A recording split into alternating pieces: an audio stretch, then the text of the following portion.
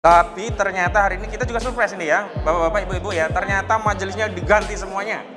Jadi majelis hakim yang sebelumnya menangani perkara ini dimutasi semuanya. Dari ketua pengadilan dan anggotanya dimutasi semuanya. Kita tidak tahu ada apa di balik mutasi itu. Kami memantau semua persidangan ini, kami meminta bahwa harus dilakukan dengan sangat adil dan hati-hati dan jangan coba-coba untuk masuk angin barangkali begitu. Maaf ya saya agak keras karena negara ini sudah sangat jatuh ke jurang yang dalam. Karena sejujurnya apa yang dilakukan TPOA ini sudah mengguncang istana. Sudah mengguncang istana. Tolong eksekutif, legislatif, dan yudikatif. Jangan kalian bercoba-coba melakukan kolaborasi atau berkonspirasi untuk menggagalkan dan memutus salah perkara TPO ini. Jika nanti hakim penggantinya ada kecenderungan yang bertolak belakang dengan hakim yang selama ini, saya akan berperan untuk supaya hakimnya diganti. Jadi jangan dikira kita nggak bisa ganti hakim. Indikasi ini ada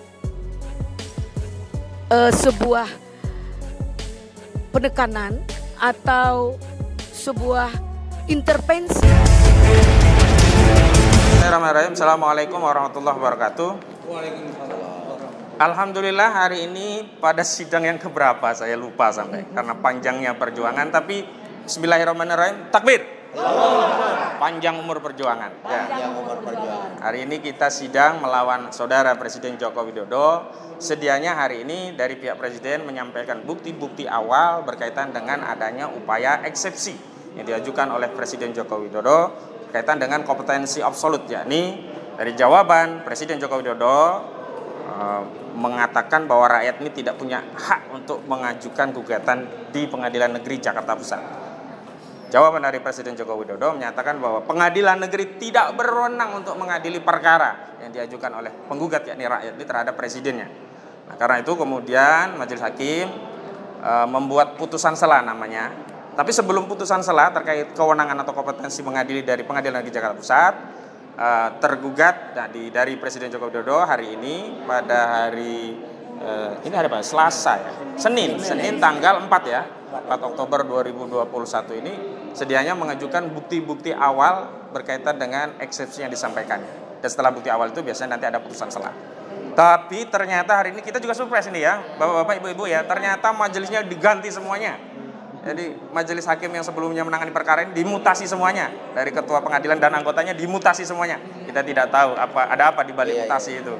Ya jelas hari ini semuanya hakimnya ganti, dari ketua dan anggotanya ganti. Saya tidak sebutkan namanya satu persatu, yang jelas ganti. Dan karena diganti, tadi ketua majelis menyampaikan apakah perkara hendak diulang atau dilanjutkan. Dan tadi saya dan Bu Kurnia mewakili dari penggugat rakyat yang menggugat Presiden Joko Widodo menyampaikan bahwa persoalan gugat ini bukan persoalan hanya penggugat yang hari ini kami wakili, tapi ini sejatinya adalah gugatan seluruh rakyat Indonesia. Karena tuntutannya juga bukan hanya berimplikasi kepada para penggugat, tapi berimplikasi kepada seluruh rakyat, bahkan masa depan bangsa Indonesia. Karena itu saya sampaikan tadi agar menjadi jelas dari aspek prosedur maupun substansinya, ya harus diulang, harus dipelajari ulang oleh hakim yang hari ini mengadili perkara, karena sejak awal hakim ini tidak mengikuti.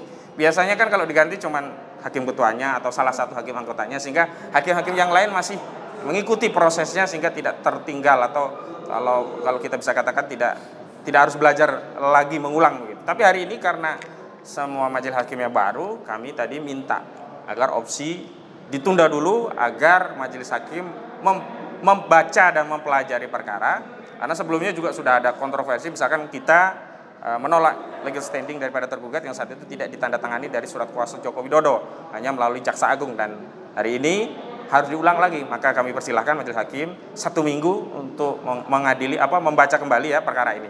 Dan tadi awalnya dari pihak Presiden nggak mau, kayak udah capek mereka. Tapi rakyat kita nggak pernah capek kita lanjut terus. Jadi tadi dari pihak tergugat maunya langsung mengajukan bukti-bukti mereka, tapi kita tidak mau karena kita mengikuti apa yang menjadi arahan majelis. Perlu ada proses ulang, dan tadi majelis menerima apa yang menjadi keberatan kita, dan hari ini sidang ditunda untuk Senin depan dengan agenda selama seminggu ini majelis akan mempelajari dulu perkaranya, dan di Senin minggu depan itu agendanya adalah kembali tergugat mengajukan bukti sehubungan dengan eksepsi kompetensi dari pengadilan yang diajukan dalam jawaban tergugat. Itu saja dari saya, kurang lebihnya saya mohon maaf. Wassalamualaikum warahmatullahi wabarakatuh. Saya minta Bu Kurnia dulu untuk menyampaikan selaku bagian dari tim kuasa hukum TPUA. Silakan Bu. Assalamualaikum warahmatullahi wabarakatuh. Bismillahirrahmanirrahim. Sebagaimana yang disampaikan oleh Ustadz Ahmad Khosinuddin tadi, pada hari ini ada kejutan ya. 3 hakim kita, berarti 1 majelis itu diganti semua. Of course we don't know what happening ya, apa yang sedang terjadi, dan tidak pula kita ingin mencari-cari apa yang sedang terjadi, meski Anda juga boleh untuk melafal-lafal simptom apakah ini begitu ya. Saya ingin mengatakan begini, kita harus berani memulai sebuah persidangan yang lurus dan tegak lurus dengan keadilan dan kebenaran. Ya, jangan menjadi bagian dari sebuah peradilan yang sesat, sekecil apapun itu. Karena kami tidak fokus kepada hasil ya. Kami nggak fokus pada hasil. Kami fokus kepada proses. Karena proses ini akan dinilai nanti.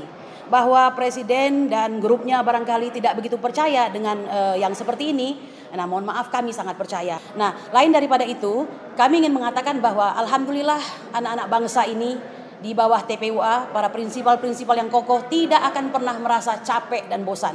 Kalaupun berhenti, kami jatuh sebentar, kami akan bangun lagi. Jadi oleh karena itu jangan heran jika peradilan sedikit melenceng, ya akan kami tegak luruskan. Jika peradilan terputus akan kami sambungkan. Yang penting bagaimana caranya peradilan ini mencapai keadilan masyarakat. Dan ingat baik-baik, hanya inilah jalan satu-satunya konstitusional setelah kita tidak lagi bisa berdemo di mana-mana, ya kan? Sementara presiden kita ini susah untuk kita beritahu tentang kesalahan dan kekurangannya yang telah melakukan perbuatan tercela, ya. Dan ketiga, kita memberikan suatu kode, ya, kodenya ini sangat keras kepada siapapun juga, including di dalamnya adalah majelis hakim, bahwa kami memantau semua persidangan ini. Kami meminta bahwa harus dilakukan dengan sangat adil dan hati-hati, dan jangan coba-coba untuk masuk angin barangkali begitu. Maaf ya, saya agak keras karena negara ini sudah sangat jatuh ke jurang yang dalam. Maka kita sebagai salah satu anak bangsa yang masih diberi pikiran sehat akan mencoba untuk menyelamatkan meskipun hanya 1%, ya. Demikian dari saya. Yang berikutnya siapa lagi ini? Baik. Silakan. Dari prinsipal. Ya. Bismillahirrahmanirrahim. Assalamualaikum warahmatullahi wabarakatuh. Saya Daeng Wahidin, salah satu prinsipal. Memang menarik terkait masalah pergantian seluruh majelis hakim. Ini yang saya kemarin sudah sampaikan, bahwa rakyat Indonesia harus selalu waspada. Karena sejujurnya apa yang dilakukan TPUA ini sudah mengguncang istana. Ya kan? Jadi untuk itu saya minta kepada seluruh elemen anak bangsa yang masih peduli dengan negara kesatuan Republik Indonesia ini, dengan melalui TPUA inilah kita berjuang secara konstitusional. Ayo kita bersatu padu, satukan, rapatkan dan luruskan SAF. Apalagi PPKM sudah level 2. Jadi SAF dan mesti lurus dan rapat. Sehingga perlawanan kita ini benar-benar masif di seluruh Indonesia. Tolong sampaikan bahwa pergantian majelis hakim ini patut diduga. Saya curiga karena jangan sampai lagi hakim ini gara-gara tidak lulus tes wawasan kebangsaan lagi diganti. Padahal masalahnya adalah karena ingin agar supaya kasus ini ditangani oleh orang-orang nanti bisa saja beralibi bahwa kami tidak paham. Tapi alhamdulillah tadi dengan tegas kuasa-kuasa hukum kita yang tangguh ini meminta agar supaya majelis hakim untuk mempelajari ulang kasus ini, diulangi lagi agar benar-benar paham, agar jangan sampai nanti salah paham, apalagi gagal paham. Nah, untuk itu kepada seluruh Indonesia, tolong ikuti terus ini jurnal sidang TPU ini dalam rangka mencerdaskan kehidupan bangsa. Karena ingat, hari ini banyak sekali di media sosial menggiring opini-opini masyarakat untuk tidak mengetahui dan mengikuti sidang TPUA ini. Bahwa sesungguhnya hari ini, sekali lagi saya tegaskan, gugatan TPUA sudah mengguncang istana hari ini, saudara-saudara. Dan sekali lagi saya ingatkan, tolong kepada majelis hakim dimanapun berada, kami mewakili ratusan juta rakyat Indonesia.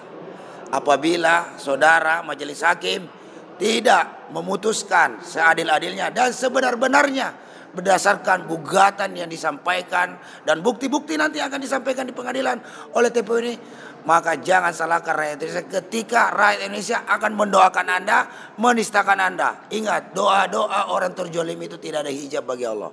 Semua didengar oleh Allah. Bisa kita lihat Aziz Samsudin kemarin ditangkap KPK. Itu dari doa-doa kaum buruh yang terzolimi gara-gara undang-undang Omnibus Law. Nah, hari ini pun salah satu gugatan dari TPU menggugat presiden itu karena telah membuat undang-undang yang menyengsarakan dan menyusahkan seluruh Indonesia. Jangan sampai Anda lagi menjadi korban selanjutnya dari doa-doa orang terzolimi. Saya masih bertetap bersangka baik bahwa tidak seluruh majelis hakim itu tidak benar. Pasti saya berharap masih ada hakim-hakim jujur, benar dan adil dalam menegakkan hukum-hukum di Indonesia. Dan sekali lagi saya ingatkan, tolong eksekutif, legislatif dan yudikatif, jangan kalian bercoba-coba melakukan kolaborasi atau berkonspirasi untuk menggagalkan dan memutus salah perkara TPO ini. Demikian dari saya. Billahi taufiq wal hidayah. Wassalamualaikum warahmatullahi wabarakatuh. Panjang umur perjuangan. Hidup rakyat Indonesia. Takbir. Luar biasa, Masya Allah. Hari ini kami dari tim TPUA kaget semua. Begitu pembuktian, semua hakim, ketua, wakil, dan panitera diganti semua dengan alasan mutasi. Sebenarnya ada apa? Kok bisa semua satu paket diinkludkan dengan panitera diganti dalam gugatan 266? Luar biasa. Terindikasi ini ada sebuah penekanan atau sebuah intervensi di mana perkara ini bukan perkara biasa-biasa saja menurut kami gitu. Karena yang menggugat itu rakyat. Dan rakyat dapat membuktikan kebohongan-kebohongan dari Pak Jokowi yang melekat Presiden Republik Indonesia.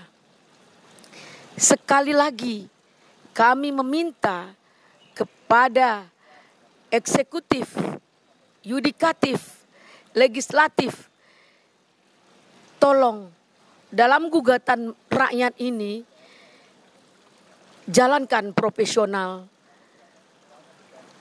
Tolong, yang kami lakukan ini bukan kepentingan pribadi atau kelompok, demi rakyat, demi bangsa Indonesia.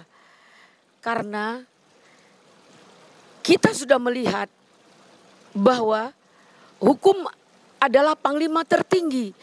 Tentu pasti tidak ada yang kebal hukum. Bukan kita tidak menghargai bahwa Pak Jokowi Presiden bangsa Indonesia. Namun tentu beliau tidak sempurna. Ada kesalahan, ada kekurangan, dimaafkan. Ada kesalahan, kita harus lakukan melalui proses hukum. Kami mengharapkan ini tidak terulang 2 kali dan tidak terulang juga pada gugatan DPR. Karena mutasi satu paket luar biasa. Di sini tadi rekan kami sebagai koordinator advokat dalam gugatan ini luar biasa cemerlang menunda sidang hari ini agar dapat hakim penggantinya untuk membaca atau memaknai apa yang digugat dan memahami isi gugatan rakyat. Dalam perspektif hukum itu dimungkinkan, tapi ada alasan kenapa Kalau dimutasi itu biasanya tidak seluruhnya, apalagi sampai dengan PP, panitera pengganti. Itu amat tidak lazim gitu loh. Maka dugaan saya, hakim yang menangani kasus presiden ini orang baik gitu loh. Orang yang benar-benar berpihak kepada kejujuran, kebenaran, keadilan. Itu yang saya amati, karena saya berinteraksi udah 8 kali sidang dengan beliau. Terasa komunikatif, terasa diperhatikan, terasa sekali aspirasi kita itu diserap dengan baik. Kemudian dia temukan juga dengan mediasinya. Kemudian mediasinya gagal, dia tetap mengayomi kita. Saya pikir itu yang menjadi dimutasi, karena mereka nampak sekali ada kejujuran, kebenaran, dan keadilannya gitu. Kan biasanya kalau menangani kasus-kasus kayak begini, seperti apalagi menyangkut kekuasaan, itu seringkali hakim sudah berpihak gitu loh, ke sana gitu loh.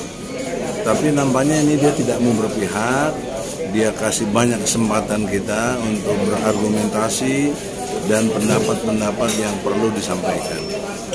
Jadi kita juga tidak bisa menolak, karena itu kewenangan dari pengadilan untuk memutasikan ya. Tapi yang pasti tidak lazim lah. Yang kedua, jika nanti hakim penggantinya ada kecenderungan yang bertolak belakang dengan hakim yang selama ini, saya akan berperan untuk supaya hakimnya diganti. Jadi jangan dikira kita nggak bisa ganti hakim, kita juga bisa ganti hakim.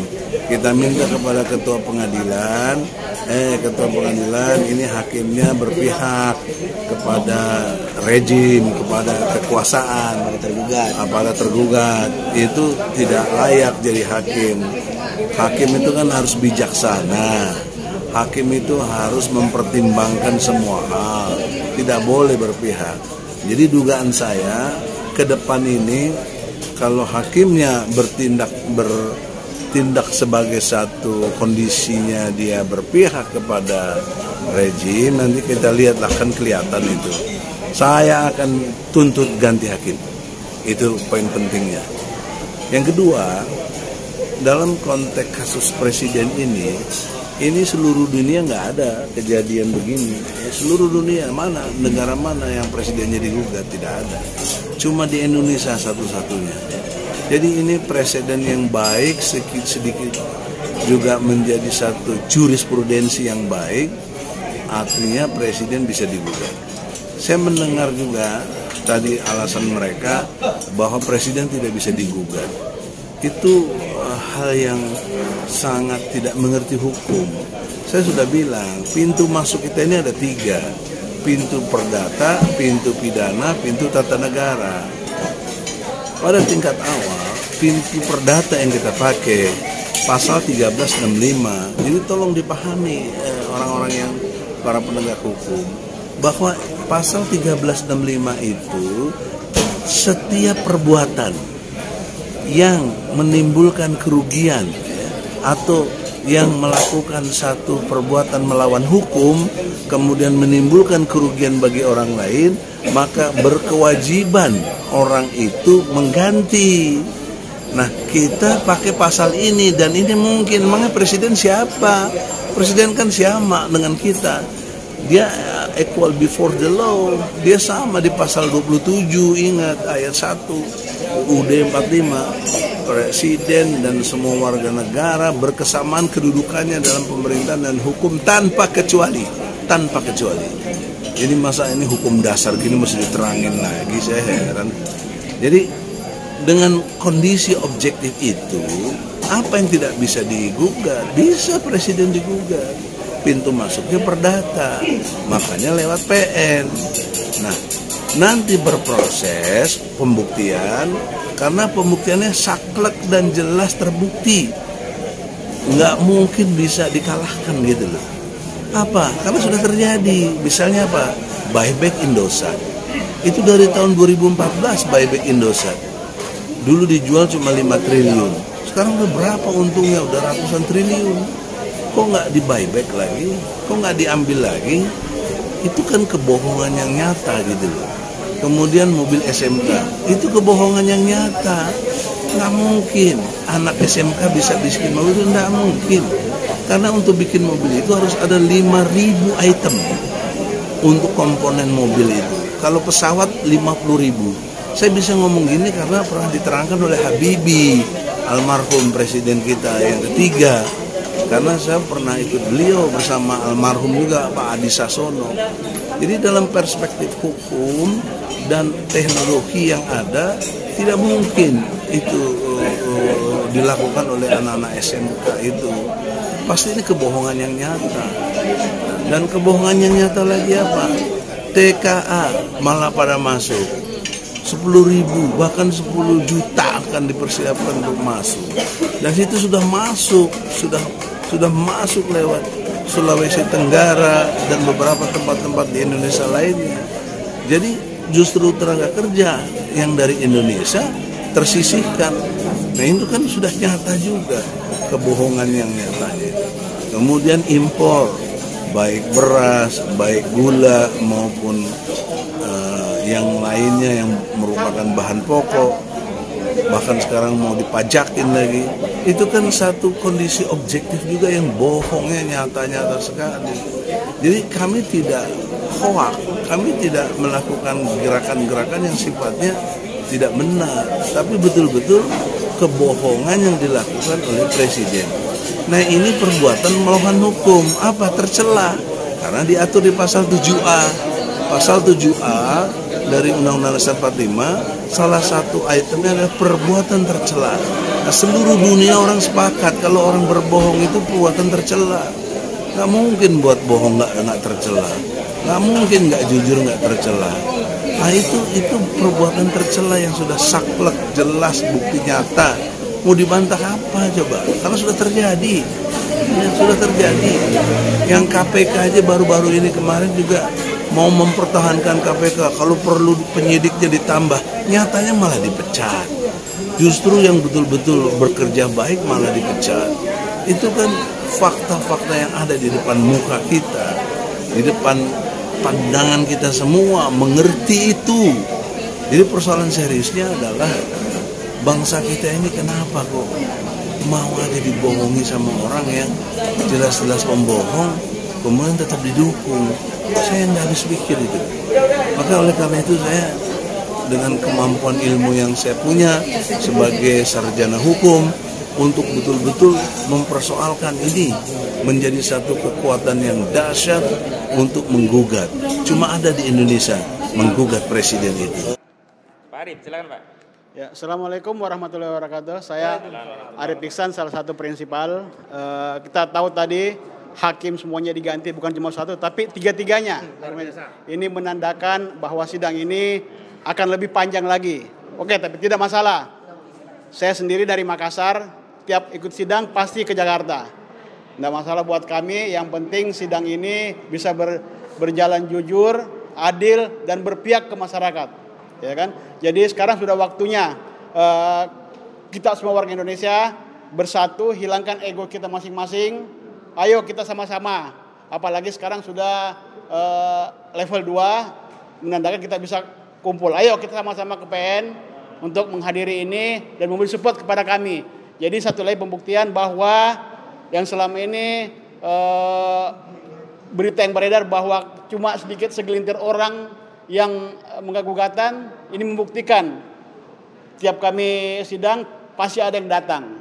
Ya, jadi jangan karena hakim diganti ini kami merasakan tidak, kami semakin kuat, ya kan? Waktu buat kami tidak masalah. Yang penting berpihak kepada masyarakat yang benar-benar tersolimi. Itu aja dari saya. Arif Iksan, salah satu prinsipal. Allahu Akbar. Allahu Akbar. Allahu Akbar. Ibu-ibu satu aja ya perwakilan ya. Assalamualaikum warahmatullahi wabarakatuh. Terima kasih. Nama saya Yanti dari DKI. Saya mewakili dari masyarakat khususnya DKI dan seluruh masyarakat Indonesia. Kami hanya ingin mensupport kepada para prinsipal tim daripada penggugat Jokowi dari rakyat. Saya ingin kepada saudara-saudaraku semua, marilah kita bersatu padu untuk tetap semangat menjalani TPUA ini, karena kebenaran dan support kalian lah yang akan membangkitkan semangat daripada tim TPUA ini. Untuk itu tetap semangat. Assalamualaikum warahmatullahi wabarakatuh. Pandang saya terhadap TPUA sangat-sangat optimis dengan gerakan TPUA membuka pemerintah. Di samping itu kita menghimbau semua kekuatan yang ada di masyarakat menyatu dengan kendala TPUA. Jadikan kita masyarakat yang kuat. Nama saya Bu Sri Murtini dari Depok. Iya. Saya sangat setuju banget dengan TPUK ini untuk maka rakyat semua se-Indonesia bersatulah. Pertama dari Tasikmalaya, Jawa Barat, saya mendukung dengan TPUA ini. Semoga ada keberhasilan dan jaya selalu, sukses. TPUA maju. Iya, iya Pak. Nama saya Edi Supriyadi dari Elemen Masyarakat dari Jakarta. Saya mendukung TPUA sebagai wadah perjuangan. Saya Ahmad Daryogo, koordinator Invest, singkatan dari Indonesia Coalitions for Energy and Infrastructure, mendukung perjuangan TPUA. Atas untuk menjadi presiden terlalu banyak bohong, dusta, dan segera lengser. Kalau masih punya malu. Saya sangat kecewa dengan wujudnya minyak mata. Ada keadilan misalkan dan semua dusta. Ayo rakyat semua bangkit. Saya Ida dari Banten. Dengan ini masyarakat Banten, rakyat Banten dan semuanya elemen Jawa mendukung gerakan TPUA untuk menyusulkan Jokowi mundur. Allahu Akbar, Allahu Akbar, Allahu Akbar, maju terus.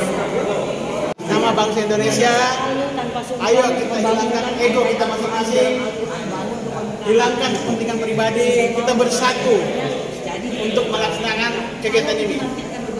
Dengan kita bersatu, kita akan semakin kuat, dan semakin kuat.